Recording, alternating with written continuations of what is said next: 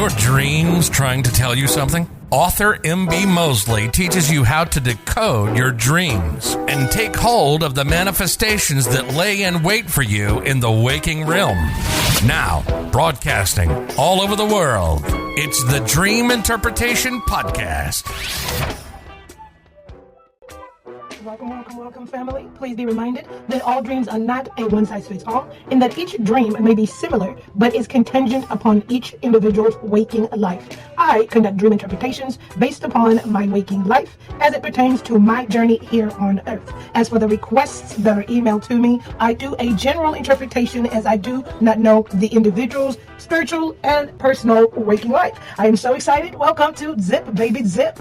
Zip Baby Zip. That's DZIP, the Dream Zone Interpretation Podcast. Share this podcast with your loved ones, guys. I'm so excited to continually teach you all on how to do dream interpretations. I want to hear about it. You can email me at askmemory2019@gmail.com. And we are also dropping new episodes every other Wednesdays as we acclimate into this podcast. And the further out we go in the podcast, we're hoping to drop more episodes, and we're hoping to hear from your requests as well. I'm excited for that. So let's get right into it, folks. Drum roll, please. Grab your pens and paper, and 3, 2, 1.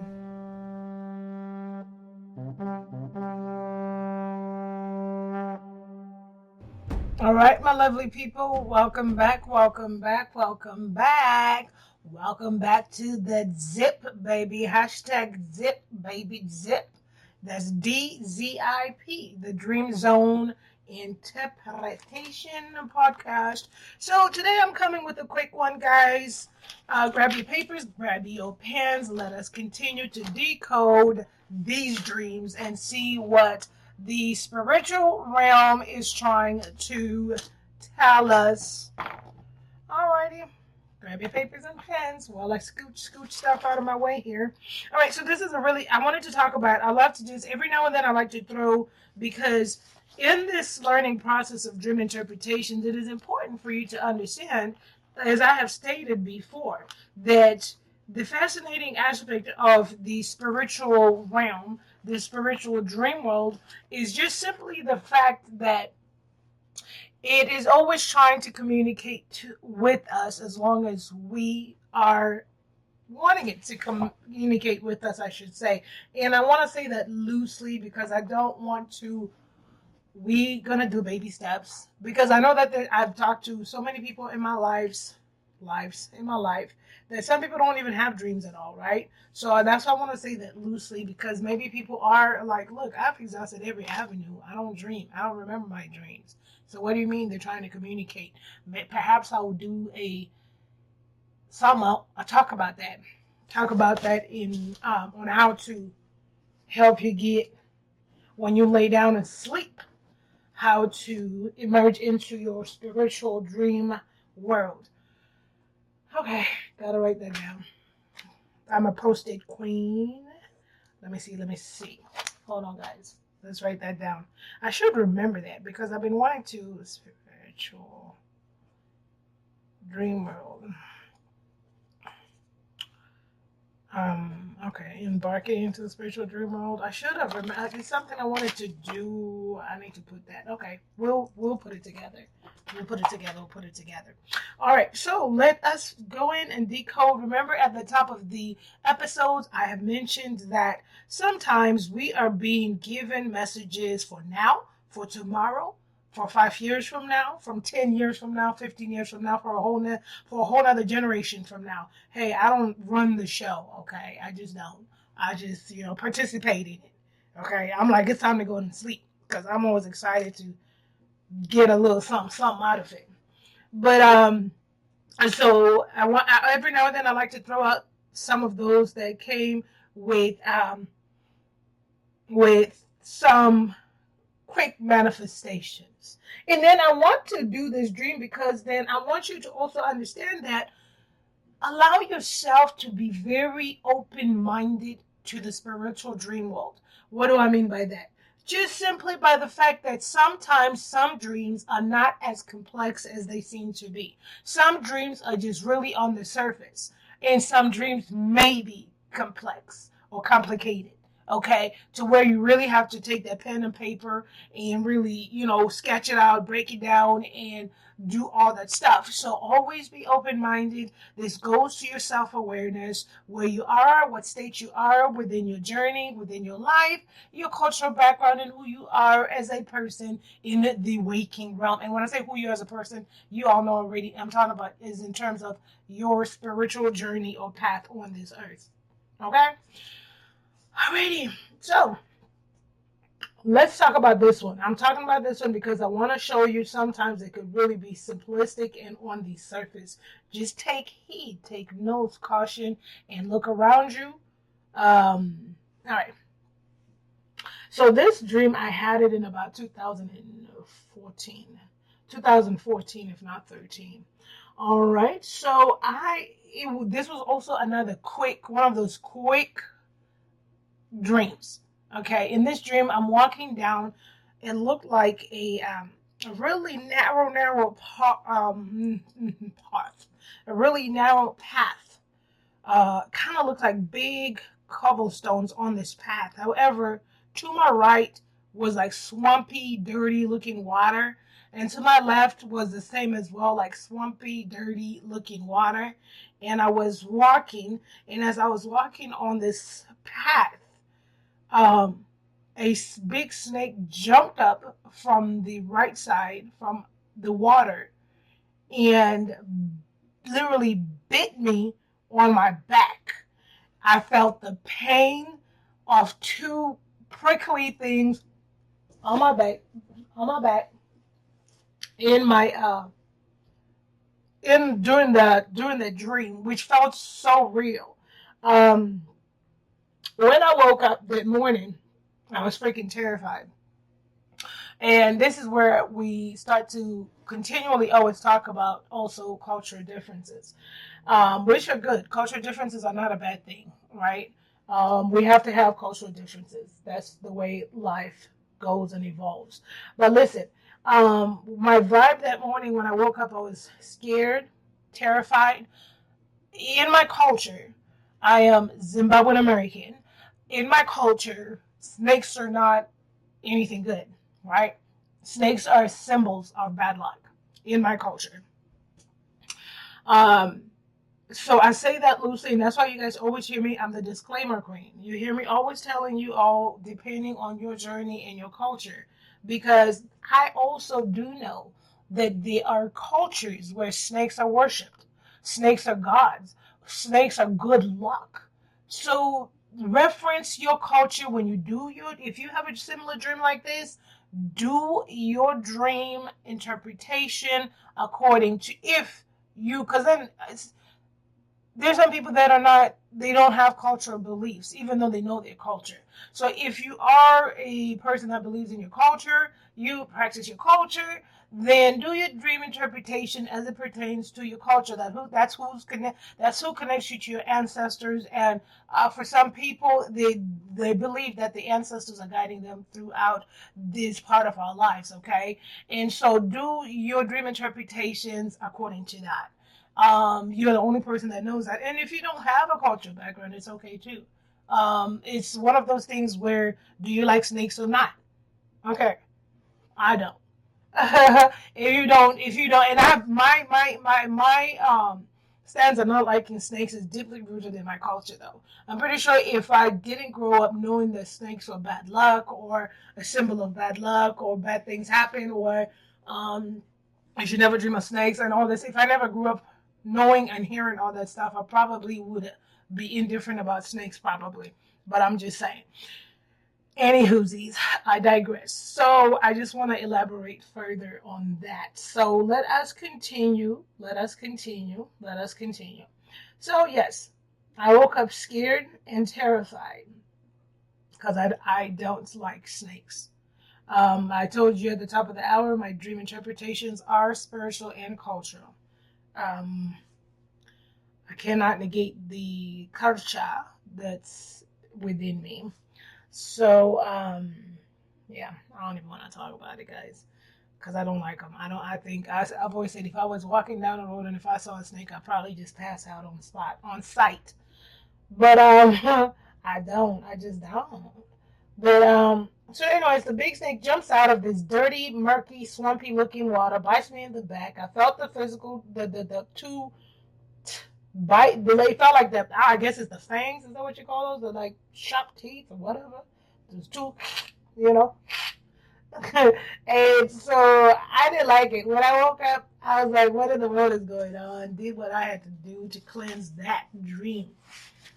Um, so when I break it down, this is just one of those quick ones. About 2 weeks after that very same dream, guys, I had been working with a coworker that I'd known at that time for probably 8 to 9 years. Never had any rift or grievances. I considered us to be somewhat like really close friends. A person that confided in me as I to them. So about 2 weeks later at the job, um, this person lashed out at me. Not just like da da da da da, like literally just disrespected me, lashed out at me. And I would have never seen it coming from them. I was really taken aback.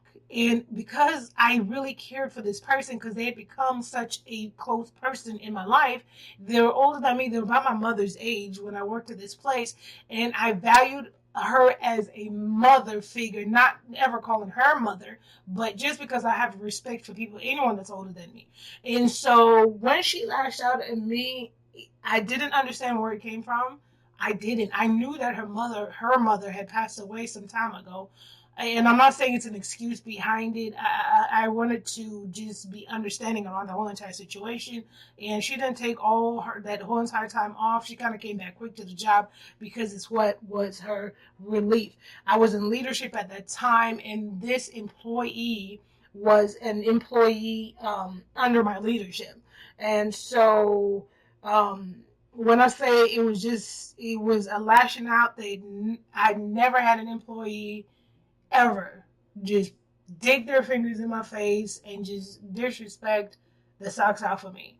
And I'm not a perfect person, but in my life and where I've worked, I've always wanted to be a respecter of persons. So I had no idea where this was coming from. And so immediately I remember trying to calm her down because I was confused and because I cared for her. And when I care for people, I don't like to see them hurt, and I wanted to kind of fix it. And I remember apologizing because I didn't know. I was like, what the heck is going on? I'm sorry. And so and after that moment, there was a rift. It kind of pulled us apart, right? She never apologized, but I was hurt. Because, later on, you come home, you start thinking about what happened, what's going on. It was a clear case that she had been easily manipulated, right? And it's not her fault because that's what happens in life. I don't know. I mean, nobody ever likes the boss, but she was really close to me. So I was used to getting employees that just come to work and go. They're not trying to be my friend, and I understand that. I'm not trying to be their friend either, right? But I'd always had respect for employees. But that day, she downright just was. I mean, she called me everything out the book, but a daughter of the Most High. So I was really hurt because we could have talked about it. We could have had a rational conversation on what it was that I got in that way. So I'm giving you this backstory because this manifestation dream came as a warning, right? And this is a literal one. I got bit by a snake in the back. What does that sound like? Back, getting stabbed in the back, right? Getting stabbed in the back, the sharp feeling, I got bit in the back, didn't see coming, blindsided, and then that physical pain I felt in my dream that woke me up to my core, scared and frightened, was the pain my heart felt because I was hurt. I wasn't hurt because she freaking yelled my socks off and disrespected me. I was just kind of taken aback and hurt that people could let their anger and the emotions and like for her, just all this take her out of character for probably a misunderstanding. Even up to this day, I'm like, I don't even know what I did to that lady. I mean, okay. But listen, I was hurt That's where that pain that I felt in the back, right? We're breaking down this dream. And then let's take into context. The snake jumped from this dirty, murky water. I'm walking down a path, blindsided, right? Didn't expect any snakes to jump out of. I don't go out around large bodies of water, even in my physical, honey. Out here in the Midwest, they got water moccasins or whatever they're called. Homie does not play dance. Okay, we go in a pool where we can see the water is clear.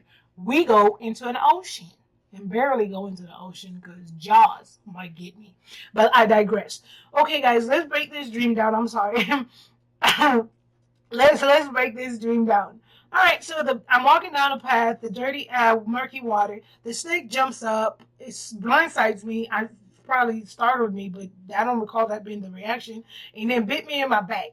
And so let's talk about breaking down the dirty water part. Remember, sometimes when you look at these dreams as well, you want to also, if you're not sure, like, wait, I was swimming in dirty water, I can see through it. What does it mean? But if you know what clean water means, being in a body of clean water, remember that clean water is symbolic of purification. Clean water is, people in cultures and religions and so forth get baptized with water, clean water.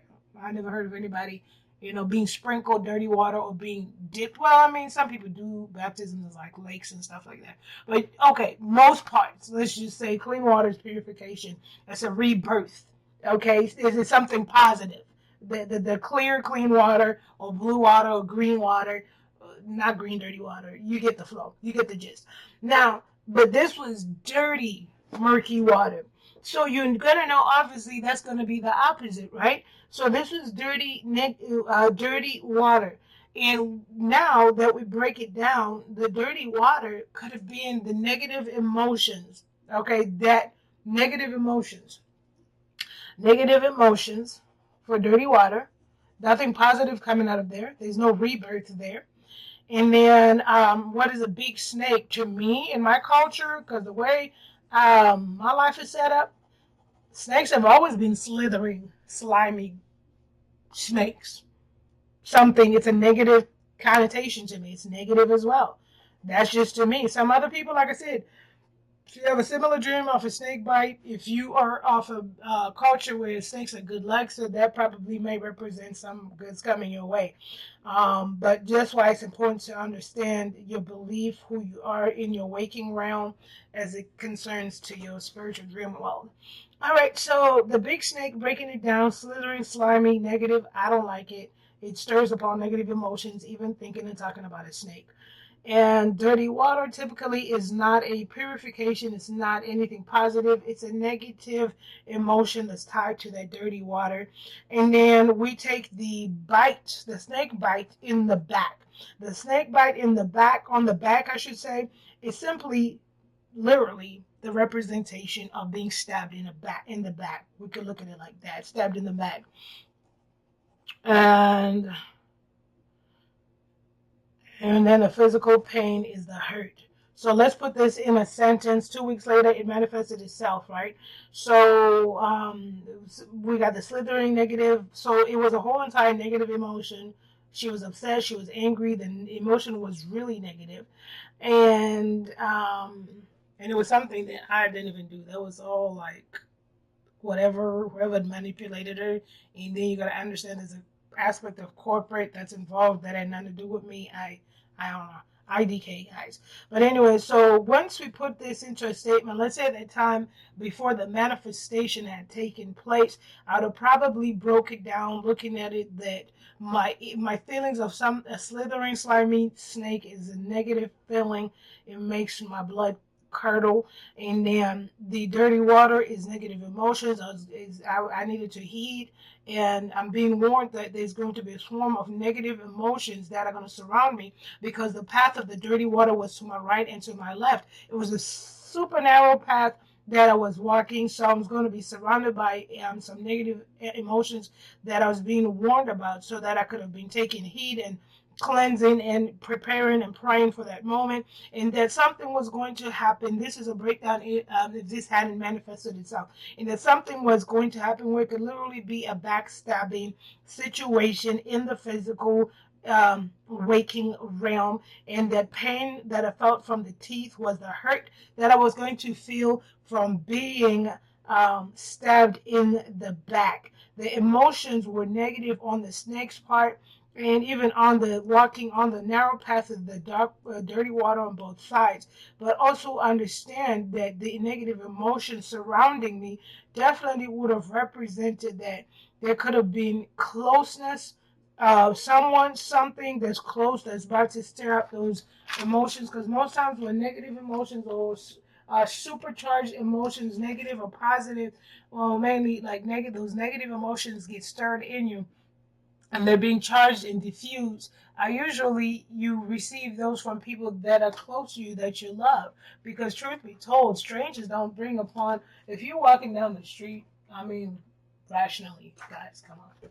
If you're walking down the street and a stranger just like freaking yells at you, I don't think that, I know I wouldn't care. I'm like, look, I don't even know you, sir. But when you got somebody that you love, care for with all your heart, that stirs up these negative emotions, then those negative emotions tend to also affect you. So that's what I wanted to do, family. Just show you that breakdown. And remember, I jumped ahead of the gun because I usually save the general interpretation for last. But let me reiterate, that was the interpretation and of a snake bite. So the general interpretation is according to your waking life and your cultural belief, understanding what you think about a snake and what kind of emotions snakes bring upon yourself, and then that's how you will teach yourself or learn how to decode the bite in the back. This one I cannot give you just a glossy general interpretation of a snake bite. You have to, sit back, think about your cultural background beliefs, and if you consider snakes a good luck, good thing, the gods, then that means with you and your waking life and your culture, something great is about to happen. And also you dig further into also trying to figure out culturally what snake bites mean if that's your belief. And if anyone is like me, and let's say maybe you culturally you never grew up hearing if snakes are good or bad, but understand you take the emotion that something gives you in your waking life. So in your waking life, do you like snakes or not? Because I know I don't. I've already said that 6,000 times, and I'm like tired of talking about them because I'm like, I don't want to dream about them tonight. Okay. And also, yeah, that night I hadn't dreamt about anything, but anyways, it manifested itself 2 weeks later, right? But so if you look at the way something makes you feel, you're able to articulate on the message of the dream as well. Okay, love you guys so much. I'm trying to make sure I covered everything here, and I think I did.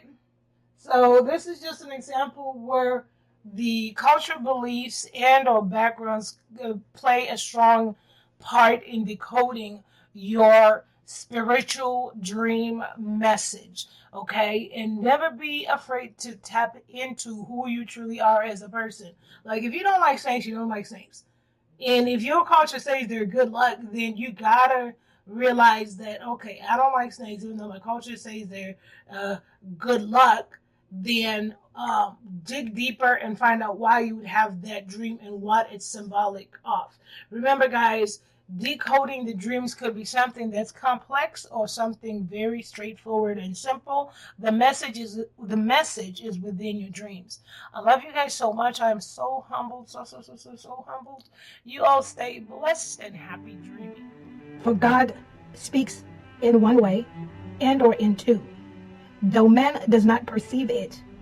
He speaks in a dream, in a vision of the night, when deep sleep falls on men while they slumber on their beds. Happy dreaming.